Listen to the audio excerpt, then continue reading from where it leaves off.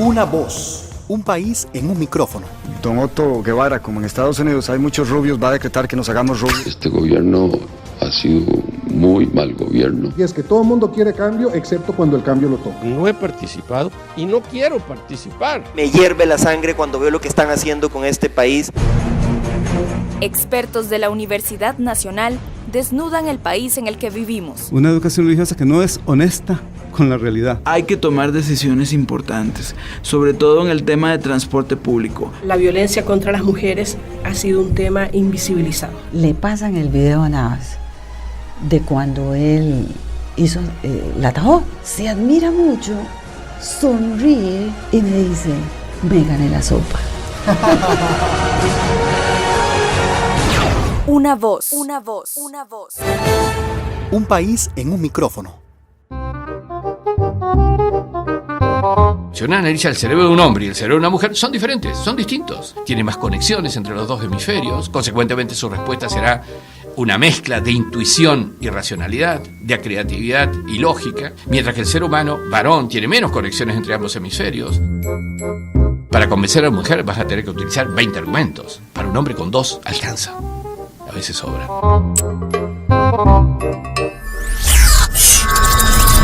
Toda decisión humana surge del metaconsciente del individuo. No se decide, al menos no en sus instancias iniciales, en el consciente.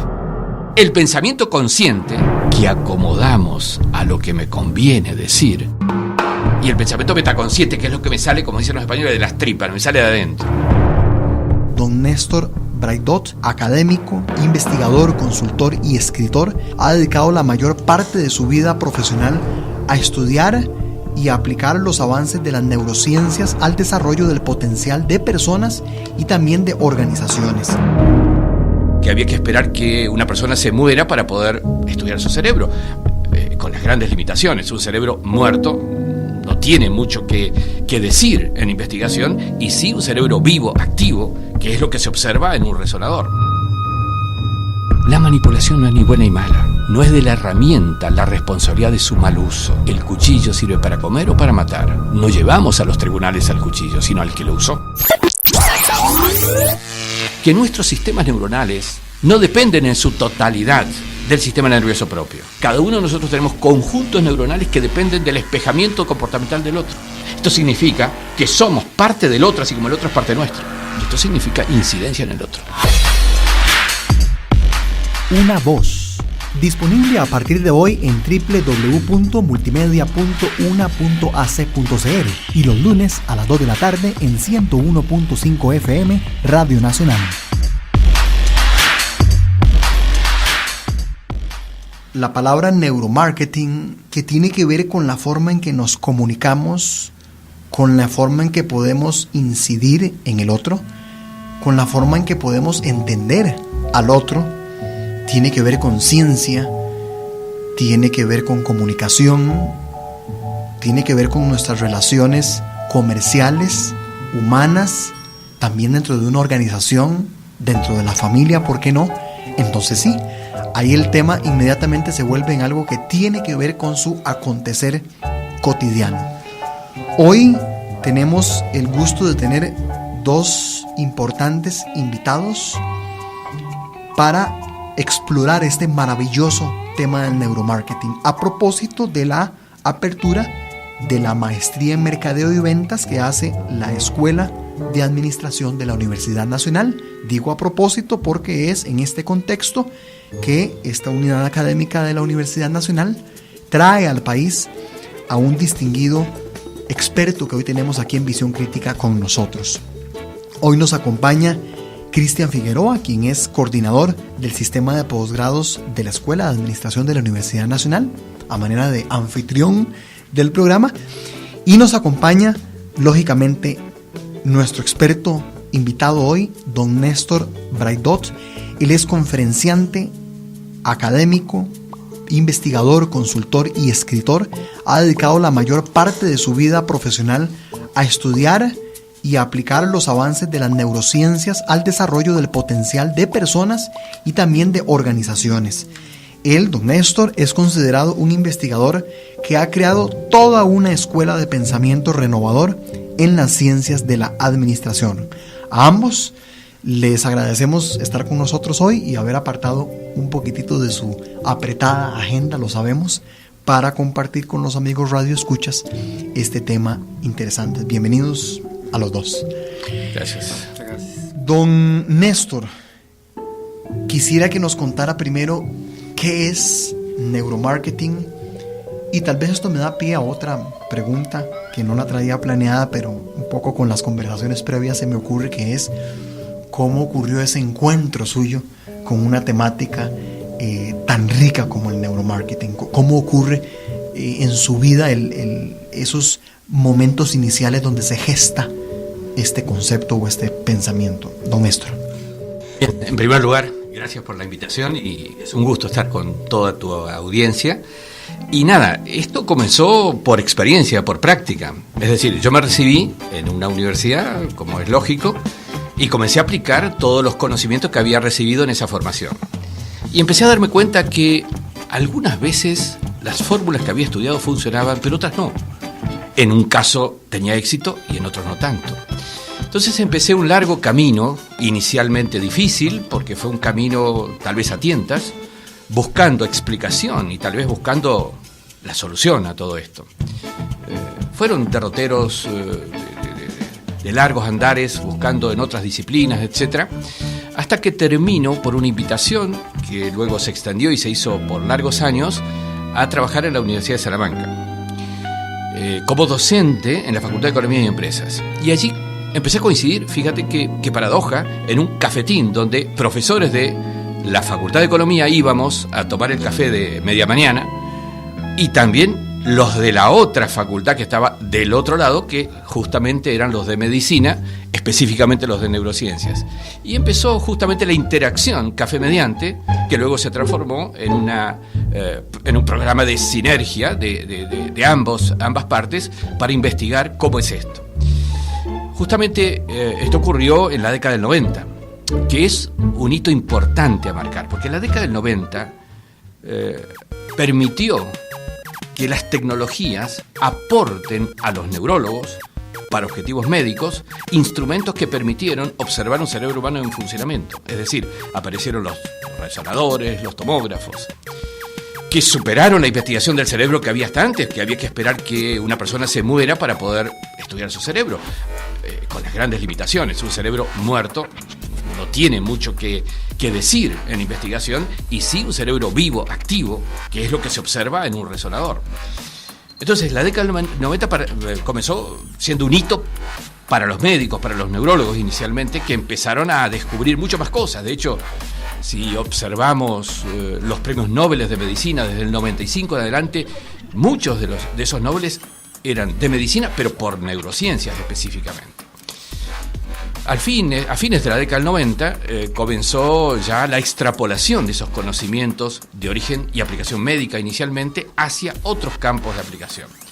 Yo recuerdo un caso concreto que fue de los primeros que hemos estudiado y que creo que a nivel mundial fue de los primeros, justamente porque me tocó una experiencia interesante en representación de Salamanca, ir a Uppsala. Uppsala es una ciudad que está al norte de Estocolmo, en Suecia, en medio de la nieve, por cierto. Es una excelente escuela de negocios. Pero en Uppsala además estudió, se recibió y fue profesor un señor que se llamó Arvid Carlsson. Carlsson, ya pasados los años, fue Nobel de Medicina justamente en el 2000. Pero por descubrir la dopamina.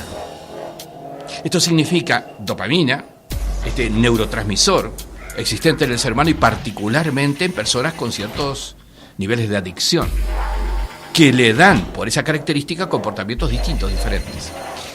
Nosotros estudiamos justamente la industria automotriz europea desde la Universidad de Salamanca, y lo que descubrimos es que el comportamiento del poseedor del coche deportivo era sustancialmente diferente al comportamiento actitudinal del poseedor del coche normal, sea pequeño o grande.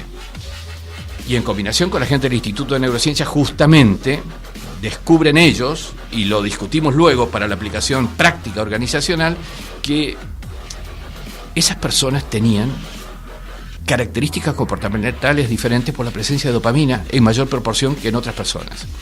De allí surge la categoría de comportamiento de compradores dopaminérgicos. Esto fue de las primeras aplicaciones que podemos decir de la sinergia entre las neurociencias, estudio del cerebro, con lo que en ese momento era nuestra disciplina, marketing. Por eso surge primero neuromarketing, como la fusión de ambas dos cosas. Y neuromarketing definido como el estudio de los procesos cerebrales que explican la conducta del ser humano. Que, por cierto, significó inicialmente grandes dificultades de acuerdos con quienes venían aplicando disciplinas tradicionales dentro del área de marketing, porque claro, cambia mucho la forma, el foco y los instrumentos de investigación para poder descubrir comportamientos, porque estamos claros, estamos investigando en mucha más profundidad del ser humano que la investigación que se hacía por los sistemas tradicionales de investigación de mercado. Y esto fue el origen, de alguna manera, de mi enfoque hacia las neurociencias y sus aplicaciones. En el entendimiento que luego de neuromarketing surgen muchas otras aplicaciones. Por ejemplo, luego trabajamos en neuromanagement, en neuroliderazgo, también en neuroselección de personal y un sinnúmero de otras aplicaciones que en realidad nos permite decir al día de hoy que la disciplina de la administración en todas sus áreas específicas está siendo alimentada, enriquecida y en alguna medida reestructurada por la inserción de las neurociencias para mejor explicar cada una de esas áreas temáticas dentro de la administración de organizaciones. ¿Qué diferencias básicas podríamos resaltar entre el concepto de neuromarketing y el marketing tradicional? A ver, primer concepto. Hoy está demostrado, investigaciones particularmente de Dylan Haynes, que es un biólogo de Berlín, del Max Planck de Berlín, está demostrado taxativamente, resonador mediante, de que toda decisión humana, insisto, toda decisión humana surge del metaconsciente del individuo. No se decide, al menos no en sus instancias iniciales, en el consciente. Entonces, la pregunta que hago es, ¿qué vamos a investigar para descubrir el origen de una decisión de si te compro o no te compro? Si decido tal cosa, si decido tal otra. Tengo que investigar el metaconsciente de la persona. Y los instrumentos de investigación justamente son distintos a los que el marketing tradicional. Esta es la primera gran diferencia de origen para empezar, por decirlo de alguna manera.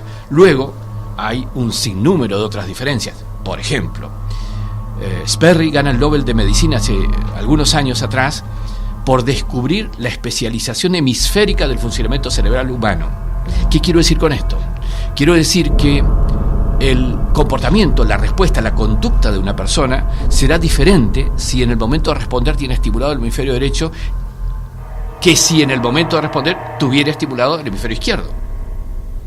Con lo cual, la primera afirmación es, todos tenemos una cierta tendencia, una cierta dominancia a reaccionar prioritariamente desde un hemisferio respecto del otro.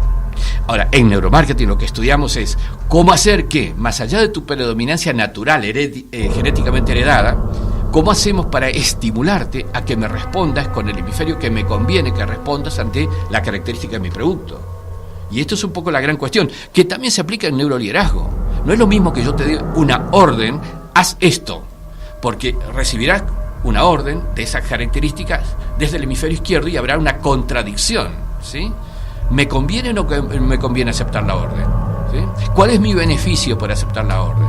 Y voy a discutir qué logro yo por cumplir tal orden, que es muy diferente, neuroliderazgo mediante, a que yo estimule tu hemisferio derecho y que recibas esa instrucción no como tal, sino como una factura o creación propia, porque el hemisferio derecho es el hemisferio creativo, emocional, holístico del ser humano. ¿Y por qué no avanzar en un tercer ejemplo? Habría muchos de estos de diferencias. Si uno analiza, y esto yo lo he analizado mucho, de hecho estoy escribiendo un libro sobre el neuroliderazgo femenino en este momento, pero si uno analiza el cerebro de un hombre y el cerebro de una mujer, son diferentes, son distintos. Con lo cual, no es similar, no es igual la estrategia de conexión, comunicación, producto, promoción, lo que fuere, a un cerebro femenino con un cerebro masculino. Tiene características muy distintas. El cuerpo calloso de la mujer es más blancuzco, es más ancho, tiene más conexiones entre los dos hemisferios, consecuentemente su respuesta será una mezcla de intuición y racionalidad, de creatividad y lógica, mientras que el ser humano, varón, tiene menos conexiones entre ambos hemisferios. ¿Por qué? Porque tiene más masa gris, es más angosto su cuerpo calloso, con lo cual responderá con menor cantidad de argumentaciones, pero más focalizadamente en un hemisferio o en el otro. No mezclan los dos hemisferios. Razón por la cual, si quieres un ejemplo rápido en técnica de ventas, para convencer a la mujer vas a tener que utilizar 20 argumentos. Para un hombre con 2 alcanza. A veces sobra. Pero lo cierto es que es una gran diferencia. Si observamos, a mí me apasionó observar en Resonador el funcionamiento cerebral de uno y otro cerebro, de uno y otro hemisferio dentro del cerebro. Y por ejemplo, si yo utilizo calificaciones, adjetivaciones, a lo que sea, un discurso, un producto, un servicio, un lo que fuere, el área de Broca de la mujer se estimula mucho más. Con lo cual, la respuesta de un cerebro de mujer ante las calificaciones, sean positivas o negativas, será mucho más sensible a la calificación, para bien o para mal, comparativamente con la del hombre, que será mucho menos sensible. Cuarto, para no sobreabundar, área preóptica. Es el doble de más grande el área preóptica en el ser humano varón que en el de la mujer. Ahora, el área preóptica tiene que ver con la estimulación sexual. Con lo cual, la sensibilidad autoestimuladora, sexualmente hablando, del hombre es mucho mayor. En la interacción, en un proceso de negociación, por ejemplo, entre un hombre y una mujer, el hombre tiene un gran problema. Independientemente de sus grados de interés no profesional con la mujer que tiene enfrente, va a tener una estimulación sexual y un condicionamiento por tal en función de esa sobreestimulación. ¿Se entiende lo que quiero decir? Son diferentes las reacciones en función de las diferencias cerebrales que unos y otros tienen. Y así, un sinnúmero de cosas que obligan, por estas comparaciones, a que las estrategias, ya no solamente de investigación, sino de comunicación, sino de presentación del producto, de sus etiquetas, de los spots publicitarios, etcétera, van a ser diferentes en unos y en otros. Don Néstor, las aplicaciones de esto son infinitas. Es decir, estamos hablando ahorita de consumo, pero hemos hablado de organizaciones, negocios, política. Es infinita la. Absolutamente. Yo he trabajado en cuestiones políticas justamente en Valencia, en España, por una circunstancia muy particular, porque en realidad me llamó el Departamento de Filosofía de la Universidad de Castellón, que está radicado en Valencia, que están trabajando sobre el tema neuro. Me pidieron todo un trabajo con ellos por toda una serie de temas, y la verdad sea dicha es que hoy sus aplicaciones, las aplicaciones de este tipo de herramientas, de investigaciones, es absolutamente amplio. Mira, por tomar un caso de una aplicación tal vez muy poco conocida, a mí me llama una empresa importante, no sé si la puedo mencionar, una empresa importante de una multinacional chilena de la industria celulósica, Arauco.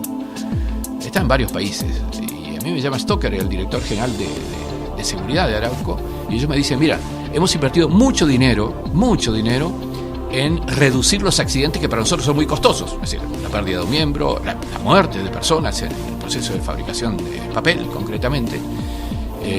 Y me dice, a pesar de que hemos logrado muchas ventajas con este programa, no logramos perforar un piso de accidentes que seguimos teniendo. Y me dice, mire, concretamente, hemos leído su trabajo, hemos leído su investigación, queremos que con sus técnicas experimentemos a ver si podemos bajar aún más el riesgo de accidentes. Y ahí surge un concepto interesante que es la neuroseguridad laboral. De hecho, el mismo Stoker me pidió para hacer una ponencia en el Congreso de Seguridad Industrial que se hizo en Bilbao hace un año atrás. Pero la idea es esta.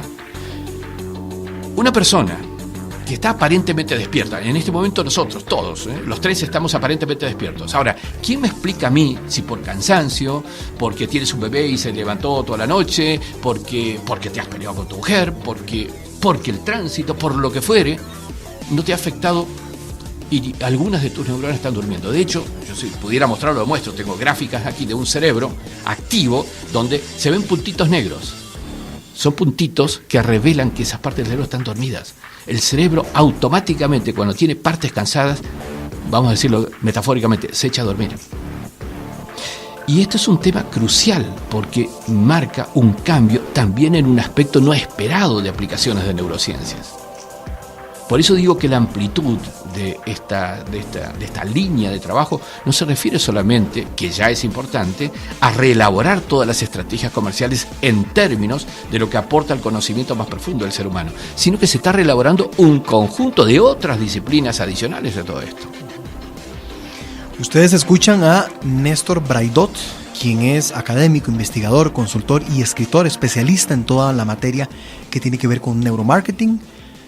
Lástima que me tengo que ir a pausa, no quisiera irme a pausa porque está tan interesante el tema que no quisiera interrumpirlo, pero debemos hacerlo, separarnos unos minutitos. Una voz, un país en un micrófono. Política, economía, salud, medio ambiente, deportes, historia. Una voz, un país en un micrófono.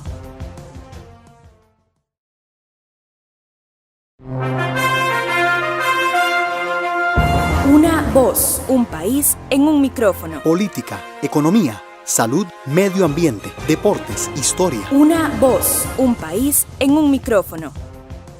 Nos acompaña hoy don Néstor Braidot, quien es conferenciante, académico, investigador, consultor y escritor en muchos temas, pero hoy concentrados en la temática de neuromarketing. Un especialista que es traído acá por la Escuela de Administración, el sistema de posgrado de la Escuela de Administración de la Universidad Nacional. ¿Qué otros ejemplos pudiéramos citar de trabajos interesantes y hallazgos a los que se han llegado que tengan que ver con esto? Bien, fíjate, te puedo plantear adicionalmente a esto un trabajo bastante amplio que hicimos a propósito de la encomienda de una compañía de seguros importante que está en 4 países del Cono Sur y que nos pidió elaborar toda una estrategia de neuromarketing para el lanzamiento de 14 locales comerciales nuevos en toda un área geográfica determinada. Esto fue en la ciudad de Buenos Aires, concretamente en el corredor que va desde Puerto Madero hacia San Fernando, corredor Libertador que se llama. Bueno, ahí hicimos investigaciones a través de lo que los 5 sentidos nos podían explicar en más a lo que tradicionalmente había en materia de cómo definir absolutamente todos los aspectos de esos 14 locales comerciales. Sería largo tomar los 5 sentidos, pero vamos a tomar como ejemplo algunos. Para determinar qué música medioambiental había que hacer, no fuimos a preguntarle al director de la compañía qué música le gusta. Primero y principal tenía que ser pregunta al segmento o a una muestra del segmento de consumidores potenciales de esa área geográfica o de ese segmento objetivo de consumidores posibles. Pero tampoco solo esto. Es que no le podíamos preguntar al consciente del individuo qué música te gusta y que él me conteste, esta sí porque me provoca una actitud así o asá. Porque ya hemos dicho al comienzo, anteriormente, lo que interesa es el metaconsciente, no el consciente. Y nosotros tenemos 2 niveles de pensamiento. El pensamiento consciente, que acomodamos a lo que me conviene decir, y el pensamiento metaconsciente, que es lo que me sale, como dicen los españoles, de las tripas, me sale de adentro. Y fíjate que hicimos la comparación, la compañía nos pidió además esa comparación. Entonces, a la muestra representativa de consumidores de ese segmento de mercado le colocamos electrodos conectados con un holter, midiendo frecuencia cardíaca de esas personas. Obviamente lo hicimos con un equipo médico, donde hay una explicación de tales grados de alteración de frecuencia cardíaca en relación al cambio de ritmos musicales que provocan determinado tipo de situaciones. Pero por el otro lado, y al mismo tiempo, teníamos una neuropsicóloga que ante cada cambio de ritmo musical le preguntábamos al consciente de esa persona que estaba siendo investigada qué le producía tal música. Con lo cual salieron 2 resultados en promedio de toda la muestra. Un resultado que era lo que desde el análisis del holter, midiendo frecuencias y alteraciones de frecuencias cardíacas, nos indicaba que era la música ideal. Eran unos 12 ritmos musicales que medimos, cronometrados al segundo, todos. Y nos salió otro resultado, el que los propios individuos decían que le provocaba una situación actitudinal conveniente desde el punto de vista del objetivo que teníamos. Bueno, la compañía nos permitió que en 13 de los 14 locales coloquemos el ritmo musical que surgía como conveniente a partir del análisis de la frecuencia cardíaca. Y en uno, el 14º, el ritmo musical que el consciente de los individuos investigados sugería como más conveniente. Las diferencias, ceteris paribus con otras variables, nos significó alrededor de un 25% de mayor volumen de ventas en los 13 locales cuya música era la que sugería la medición de frecuencia a través del Holter. Y esto es uno de los ejemplos sustanciales. Obviamente luego también estudiamos el tema de aromas, hubo que hacer una mezcla, desde 10 aromas básicos hubo que hacer mezcla para hacer el aroma más estimulante para cada individuo, analizar el layout del local también por la estimulación visual, y así sucesivamente. Estos son ejemplos de técnicas que se utilizan siempre, en cualquiera de las mediciones. A lo que apuntamos es a medir lo que le pasa al individuo bajo el umbral de conciencia. Porque, insisto, todas las decisiones se originan, no cierran, pero se originan en el metaconsciente. Y no nos olvidemos, lo que se origina primero tiene más fuerza en el proceso posterior. Y esa es la razón por la cual todas las técnicas de investigación apuntan justamente a esto, a lograr una definición desde lo que le pasa al individuo bajo ese umbral de conciencia. Viendo las aplicaciones tan numerosas que tiene todo este tema, don Néstor, no sé si plantearlo de esta manera, un uso indebido, habría que discutir qué es indebido. Pregunta obligada esa. Pero el potencial es increíble de todo esto, es decir, sí, a ver, un uso no responsable. Bueno, volvemos a la subjetividad de qué es responsable y qué no es responsable, dónde están los límites de una cosa y no. Vamos a analizar el tema con franqueza. Mira, el primer libro que yo he publicado sobre esto fue un libro que se llamó Neuromarketing, Neuroeconomía y Negocio, que fue allí a los comienzos de la era del neuromarketing, 2004 se publicó en España. Te voy a decir, el primer llamado telefónico que yo recibí a partir de ese libro fue de el abogado del procurador, flamante procurador del Estado de México, del DF. Me ruteó, yo estaba en ese momento en Salamanca, me encontró y me dice: mire, doctor, usted me disculpará, pero tengo que ser sincero, me encomienda al procurador llamarlo, porque hemos leído su libro. Nuestro eslogan de campaña, por el que hemos ganado las elecciones a la Procuraduría, fue defensa del consumidor respecto de la manipulación que las grandes empresas hacen sobre los consumidores. Y entendemos que su libro le aporta más herramientas a las empresas para manipular. Me cayó como un balde de agua fría. Yo esperé una felicitación por el libro y me cae esta reflexión. Te cuento la respuesta y después analizamos el tema. Creo que este abogado esperaba una defensa. No, esto no manipula. Yo le dije, sí manipula, claramente manipula. Pero quiero que le pregunte al procurador qué produjo él con sus discursos en la vía pública, su campaña de vallas públicas, sus avisos en televisión, en los periódicos, etcétera. ¿Qué buscaba? Incidir en la voluntad de los demás, de los votantes. ¿Y qué es eso? Manipular la voluntad. La manipulación no es ni buena ni mala. No es de la herramienta la responsabilidad de su mal uso. El cuchillo sirve para comer o para matar, pero no es del cuchillo la responsabilidad de ser utilizado para una función que no es la mejor. No llevamos a los tribunales al cuchillo, sino al que lo usó. Ese es el primer elemento de defensa, que todo entre los seres humanos manipula, condiciona. De hecho, un descubrimiento importante que ha habido en la neurociencia hace 10 años atrás fue el de neuronas espejo.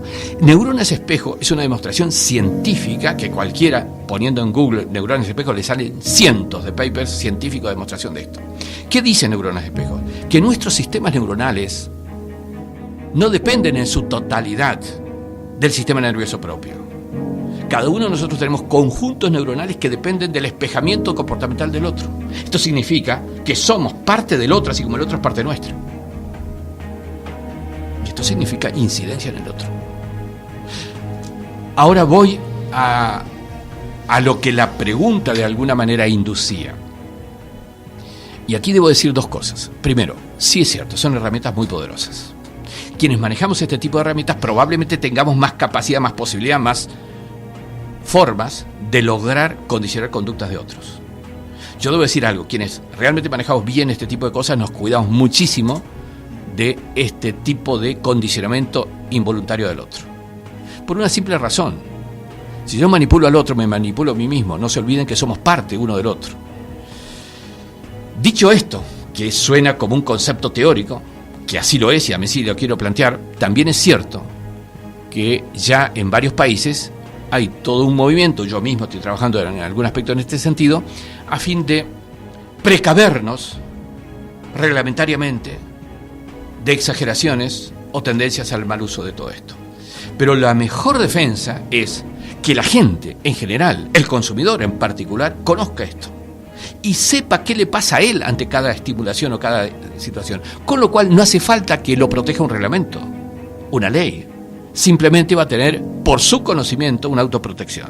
No está de más ciertos parámetros, como podríamos decir, reglamentos de ejercicio profesional, como para que en personas que no tengan todavía ese conocimiento de todo este tipo de cuestiones, por ahí se vean protegidos también. No está mal, estamos trabajando en esto. Pero cierto es que lo mejor es que todo el mundo conozca cómo es.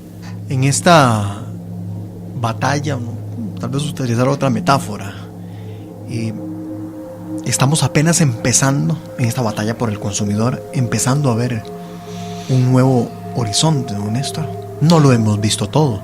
Estos descubrimientos, por ejemplo, del neuromarketing, nos hace pensar que es un mundo apenas que se comienza a explorar. Nos falta mucho por ver. Aquí yo tengo que decir dos cosas. A riesgo, tal vez, de complicar la comprensión. Es cierto, estamos en los comienzos. No sabemos ni una mínima parte de lo que pasa en el cerebro humano. A pesar de los cambios entre lo que era la década del 80, estamos hablando de 20 años atrás o 30 años atrás, y lo que es hoy. No es mucho, 30 años a nivel de la evolución humana es nada. Son segundos de historia humana. Cambios sustanciales. Sin embargo, insisto con la definición, no conocemos ni una mínima parte de la potencialidad del ser humano en su cerebro. Con lo cual, hay campos inmensamente desconocidos. Pero también debo decir que a poco que avanzamos en el conocimiento, estamos descubriendo cosas. Pero además de descubrir cosas, nos damos cuenta que hay otras disciplinas que van a venir a ampliar aún más ese abanico de alternativas y posibilidades futuras. Por mencionar muy sintéticamente algo. Hoy está demostrado que las conexiones neuronales entre el cerebro humano, neurona con neurona, se hacen a través de canales de conexión sináptica, cuyo grosor no es más amplio que el de unión. Son medidas subatómicas, bajo la medida del átomo, tal vez una de las más pequeñas partes en que se divide la realidad. Y si recordamos aquello que leímos y estudiamos en física allí en el colegio, recordamos afirmaciones desde Einstein, Bohr y demás, de que en el ámbito microscópico aparecen leyes de comportamiento diferentes, las leyes cuánticas. Esto significa decir que a partir de la realidad de ese esquema de conexiones microscópicas que el cerebro humano tiene, finalmente termina siendo un campo cuántico, sujeto a las leyes de la física cuántica. Seguramente la más recordada de las leyes, porque es la que más se explica en los primeros tramos del estudio de física, es la del efecto seno cuántico. Lo observado cambia por el mero hecho de ser observado. Esto significa decir, si yo logro en una persona un grado de atención importante en algo, mi producto, en el entendimiento que mi producto no está aquí afuera en mi mano, mi producto, por ser observado por el cerebro, está aquí adentro, que es donde se dibuja, se crea mi producto. Al observarlo, estoy observando aquí adentro, estoy alterando lo observado. Se está alterando el cerebro. Esto por mencionar solamente la inmensa apertura de algo que incluso tiene mucha más proyección que la inmensa proyección que neurociencias tiene aún por desarrollar. Con lo que estoy diciendo en buen romance, que conocemos muy poco, tenemos mucho por conocer en neurociencia aplicada, a neuromarketing, a neuroliderazgo, a neuromanagement y a todas las vertientes de las disciplinas organizacionales. Pero también estamos viendo ya otras disciplinas, conocimientos, que nos abren en términos mucho mayores todavía las posibilidades de nuevas realidades. Esto significa empezar a reconocer que la evolución del cerebro humano tiene características sideralmente inmensas en cuanto a su evolución, superiores a la evolución importante que hemos tenido en las últimas décadas. Para cerrar, por lo menos ir cerrando este segmento, Néstor, de manera esperanzadora, como ha sido esta conversación, conocernos mejor podría conducirnos a convivir, mejorar nuestras condiciones de convivencia humana. Yo creo que ese es el desafío. Yo creo que ese es el inmenso desafío. No sé si estoy siendo muy romántico con la pregunta. No, pero no, el hecho de que... No, fíjate. Porque todo esto apunta a conocernos cada vez mejor. Pero esto podría desembocar en tener una mejor convivencia como seres humanos. Fíjate, hemos mencionado solamente neuronas espejo como un elemento de conexión que nos permite, si yo soy parte tuya y tú eres parte mía, en realidad estamos diciendo, nos estamos conociendo porque somos, al menos en la fracción de neuronas espejo que intercambiamos, al menos en ese campo, somos lo mismo. Pero hay otra realidad. Hemos mencionado mucho el metaconsciente. ¿Sabes cuáles son las 3 leyes del metaconsciente? De cómo funciona en ese nivel bajo el umbral de conciencia. La primera, y todos seguramente lo habrán experimentado concretamente, es atemporalidad. No hay tiempos. ¿Cómo es una forma que todos los días hacemos de bajar bajo el umbral de conciencia? Cuando estamos dormitando. Dejamos de tener conciencia del presente y bajamos. No tenemos tiempos. Pensamos en el ayer, que estamos hoy y que estamos mañana. La otra es la especialidad. Estamos aquí y en la China.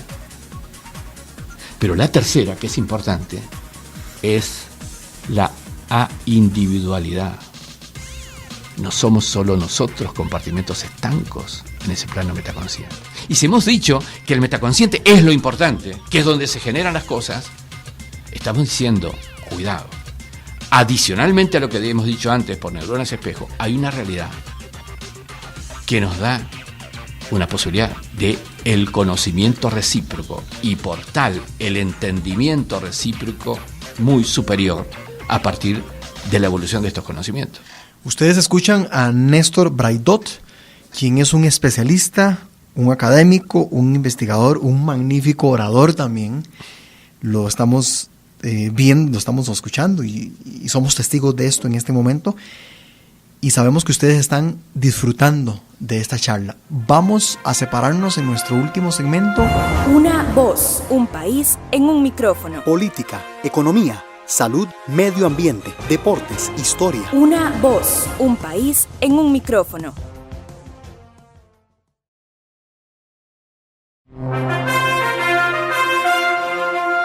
Una voz, un país en un micrófono. Política, economía, salud, medio ambiente, deportes, historia. Una voz, un país en un micrófono.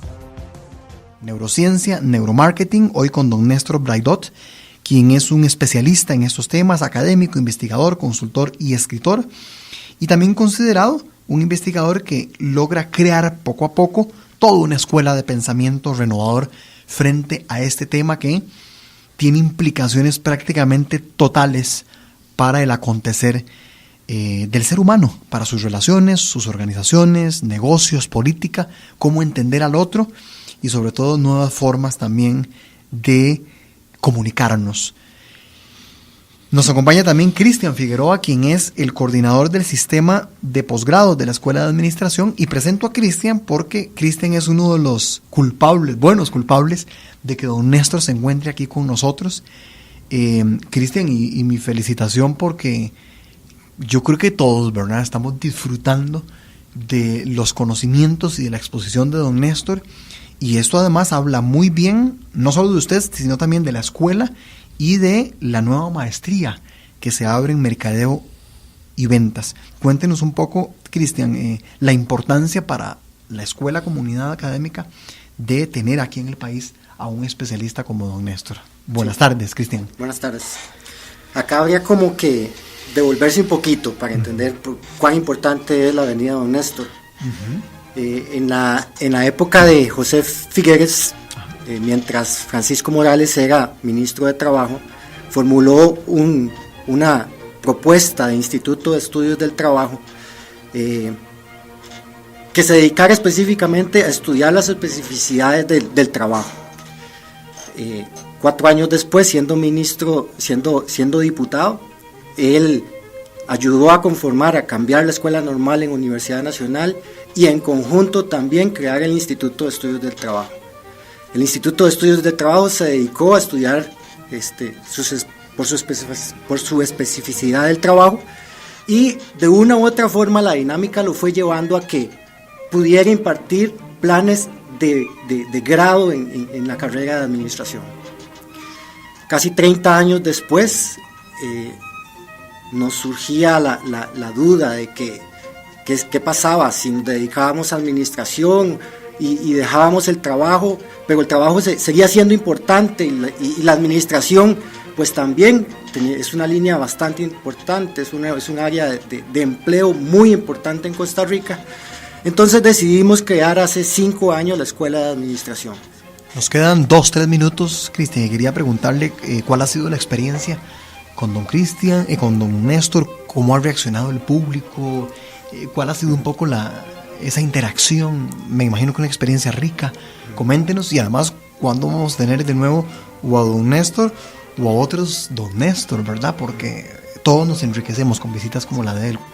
La experiencia pues ha sido muy enriquecedora, pues obviamente pues nosotros hemos garantizado que todos nuestros académicos, no solo del sistema de posgrado sino de la escuela, también participen, porque en realidad pues nos abre un abanico de estudio que en realidad nos indica que tenemos que pensar lo que estamos haciendo, y lo que hacen las universidades en muchos casos reproducir libros. Aquí estamos diciendo de que el entendimiento es particular y que las personas entienden de una manera particular, y de esa forma particular también, entonces los procesos de aprendizaje tendrían que particularizarse. Desde ese punto de vista ha sido muy enriquecedor, y esperemos tener buenas noticias, y venimos hablando y te espero tener buenas noticias. No voy a hablar, pero vamos a tener buenas noticias a futuro. Ojalá así sea. Don Néstor, nos queda un minuto. Agradecerle por su visita al programa y por compartir y abrir sus conocimientos a la estimable audiencia. No, gracias a ustedes por la recepción, y ha sido un placer realmente. A ustedes también gracias por acompañarnos en este programa de hoy. Una voz, un país en un micrófono. Don Otto Guevara, como en Estados Unidos hay muchos rubios, va a decretar que nos hagamos rubios. Este gobierno ha sido muy mal gobierno. Y es que todo el mundo quiere cambio, excepto cuando el cambio lo toca. No he participado y no quiero participar. Me hierve la sangre cuando veo lo que están haciendo con este país. Expertos de la Universidad Nacional desnudan el país en el que vivimos. Una educación religiosa que no es honesta con la realidad. Hay que tomar decisiones importantes, sobre todo en el tema de transporte público. La violencia contra las mujeres ha sido un tema invisibilizado. Le pasan el video a Navas de cuando él hizo la atajó. Se admira mucho, sonríe y me dice, me gané la sopa. Una voz, una voz, una voz. Un país en un micrófono.